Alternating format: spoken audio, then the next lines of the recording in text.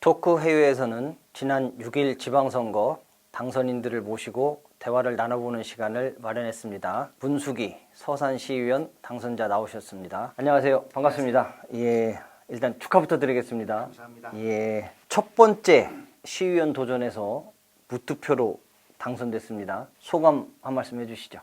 마지막까지 이 선거구가 어떻게 될지 모르는 상황이 계속 그렇죠. 이어져서 끝까지 그랬죠. 어젯밤까지 있었던 안이 다음날 바뀌어진 거라서 사실은 제 지역구가 가장 경쟁이 치열했던 지역구였는데 원래는 열심히 한 것 플러스 응원해 주시고 도와주시는 분들이 많아서 운이 좋게 이렇게 선거구가 바뀌어서 무투표로 될 수 있어서 일단 감사하게 생각합니다.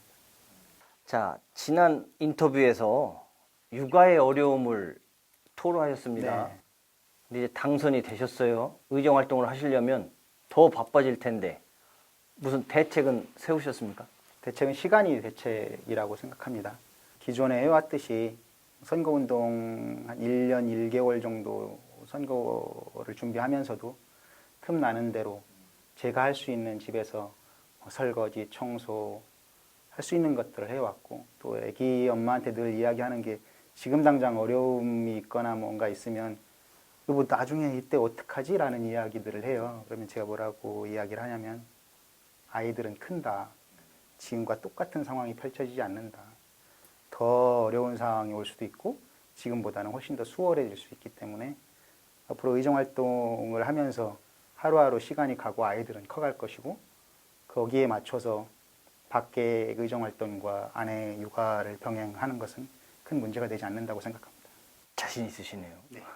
막상 해보시면 안 그러실 겁니다. 예. 아이들이 몇 살이라고 하셨죠? 6살, 4살. 6살, 4살. 네. 아, 한참 엄마 아빠의 손길이 필요할 때군요. 본인이 생각하는 이상적인 시의원상은 어떤 모습인가요? 내가 정치하는 의정활동을 하는 대상이 누구냐라는 것을 정확하게 파악을 하고 있어야 된다고 생각을 합니다.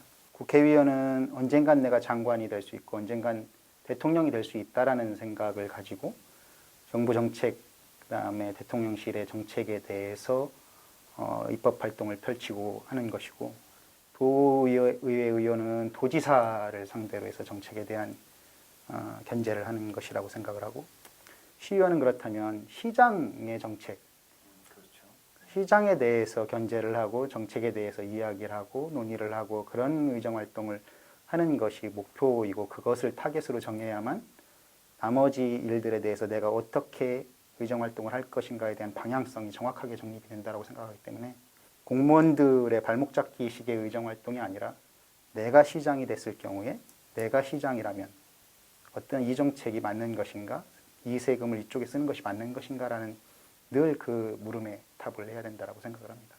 그렇게 하는 것만이 제대로 된 의정활동을 할 수 있는 길이다 이렇게 생각합니다. 지난 서산시의회를 평가를 했을 때 아쉬운 점이 있다면 본인이 느끼기에 뭐가 있을까요? 선배 의원님들의 의정활동을 지난번에도 그런 말씀을 드렸는데 상당히 어려운 일인데요. 그럼에도 불구하고 조금 전에 말씀드렸듯이 물론 기초의원이기 때문에 민원에 대한 일정 부분의 일들 그다음에 의정활동을 하면서 지자체를 견제하는 부분들에 대한 스탠스를 몇 대 몇으로 들 것이냐에 대한 스스로에 대한 고민들이 필요하다고 보는데요. 그런 고민들이 많이 있었느냐에 대한 것은 조금 이렇게 생각을 다시 좀 해봐야 되는 게 아닌가라는 말씀을 드립니다. 앞으로 4년의 의정활동 동안 중점적으로 하고 싶은 일이 혹시 있으십니까? 지난번 선거 치르기 전에 우리 토크회의에 와서도 한번 말씀을 드렸던 적이 있고 SNS 상에서도 늘 말씀을 드리는 부분이지만 14명 당선인 중에 제가 나이적으로는 맨 밑에 두 번째 상대적으로 젊은 의원 축에 속하고 집에 아이들도 말씀드렸다시피 아직 어린 아이들이 있기 때문에 지속 가능한 서산의 궁극적인 핵심은 정주 여건, 젊은 사람들, 능력 있는 사람들, 고퀄리티의 인재들 이런 사람들이 많이 외부에서 서산으로 유입이 되고 유입이 된 이후에 여기서 정착해서 살 수 있는 여건을 갖춰주는 게 가장 중요한데 그 부분은 결국은 문화, 교육, 그다음에 청년 문화교육과 청년은 별개가 될 수 없는 것이라서 그 부분에 중점을 두고 조례 제정이라든가 개정이라든가 이 시의 시책에 대한 정책에 대한 세금이 어떻게 써야 되고 어느 곳에 쓰여야 되는지에 대해서 그 부분에 더 중점을 두고 서산시의 지속가능한 발전을 위해서 일할 계획입니다. 어쨌든 간에 무투표 당선으로 인해서 다른 분들에 비해서는 선거운동을 못 하셨습니다. 행운이기도 하지만 이로 인해서 다른 당선자들보다 지역의 목소리를 듣지 못한 거 아니냐 그런 우려도 있습니다. 어떻게 생각하십니까? 충분히 그런 우려의 마음들 말씀들 하실 수 있는데요. 일단 제 개인적인 입장은 작년 3월부터 해서 3월 15일부터 해서 올 이제 6월 1일 선거를 준비했는데 누구보다도 더 우리 지역구 서산 지역에 녹아들어서 정치를 하고자 하는 마음으로 돌아다녔고 그만큼 시민들도 많이 만났고 다만 저도 개인적인 입장으로는 또 저도 역시 그러더라도 시민들의 참정권 보장을 위해서 무투표가 아니라 투표로서 내가 어느 정도 열심히 다녔는지에 대한 확인도 해보고 싶은 것들은 사실이었는데 그렇게 되지 못했고 앞으로 이번엔 무투표였지만 사실은 더 저한테는 가능성이 더 있다라고 보고 긍정적으로 보고 있습니다. 이번에 투표로서 저의 역량이나 이런 것들을 어느 정도인지 가늠해 보지 못했기 때문에 4년 의정 활동을 통해서 더 열심히 해서 누구도 저 정도면 뭐 충분히 될 만했구나라는 것을 다음번에 어떤 형태로든 기초의원이 됐든 어떤 거가 됐든 선거로서 확인을 받고 싶은 생각이 있기 때문에 그런 마음이 있고요. 또 우려하시는 부분에 대해서 시민의 목소리를 들을 수 있는 기간이 적었다라는 거에 대해서는 그 우려가 기후가 될 수 있도록 하겠다라는 말씀을 드립니다.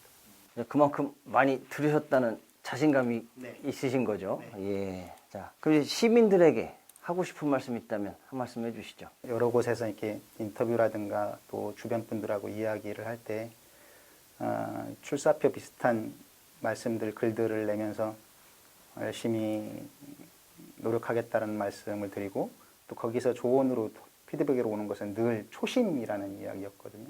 초심을 잃지 말아야 된다라는 이야기. 그 다음 두 번째는 선출직 공무원으로서 시민의 공복으로서 봉사에 게을리하지 않아야 된다. 최대한 봉사를 해야 된다라는 말씀들을 엄청나게 많이 듣고 그게 교과서인 것처럼 말씀을 듣고 있는데요.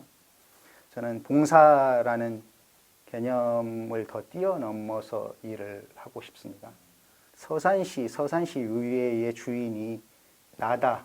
다만 부담부 중이요. 법률적 용어로는 부담부 중이요. 조건부로 저한테 4년을 서산시 의회의 주인을 역할을 준 것이다라고 저는 생각을 하거든요. 계약직이라고 표현을 하죠. 네, 예. 그 조건은 뭐냐?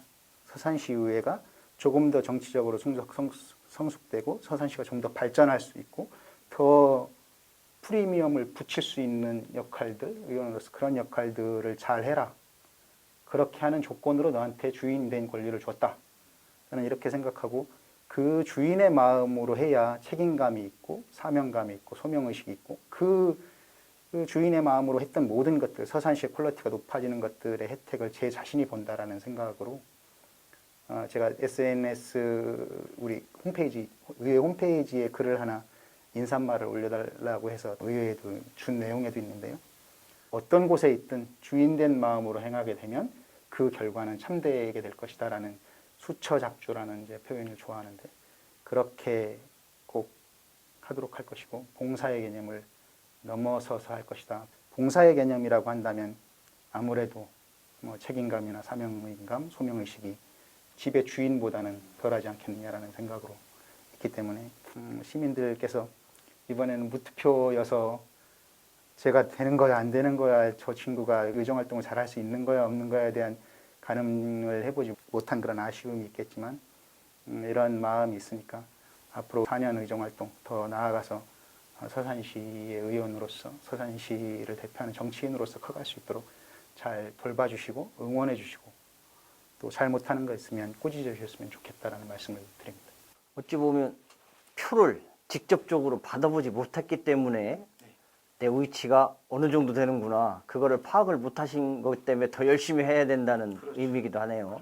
자, 그럼 앞으로 정치가 꿈이라고 하셨는데 아까 선출직 공무원에도 격이라고 표현해야 되나요? 여러 가지 단계가 있습니다. 어디까지 꿈꾸십니까? 지금은 뭐 어디까지 꿈을 꾼다라는 거는 안 맞는 이야기 같고요. 제가 늘 그런 뭐 주변에서도 말씀하시고 할 때 기초나 광역까지는 자기 의지에 따라서 할 수도 있고 안 할 수도 있다라고 생각을 합니다. 그러나 기초나 광역 단계에서의 의정활동, 서산시를 위한 의정활동, 시민을 대하는 태도, 그다음에 자질과 역량은 시민이 평가해 주는 것이고 그 다음 단계부터는 시민의 부름이 있으면 할 수 있는 것이고 내가 어느 단계까지 가고 싶다라고 욕심을 부려서 되는 것은 아니라고 생각을 합니다. 제가 이번 기초위원을 준비하면서도 주변 지인분들한테 내가 오랜 꿈이 있고 이러이러한 의정활동, 내 생각이나 이 철학을 시의회 정치를 하면서 반영을 하고 싶지만 그래서 열심히 하겠는데 만에 하나 안 될 수도 있다. 그러나 최선을 다해서 할 것이고 그거를 펼칠 수 있는 길이 열리면 최선을 다해서 하겠다. 나는 여기서 꿈을 전혀 한 발짝도 못 내딛고 당선이 못 될 수도 있다. 그러나 나는 그런 생각을 갖고 있다라는 말씀들을 주변 뭐 지인들한테 말씀을 드렸는데요. 어쨌든 열심히 제 능력껏, 제 소신껏 하면 그거에 대한 평가는 시민들이 해주시지 않을까 생각합니다. 하고 싶은 말씀 다 하셨습니까?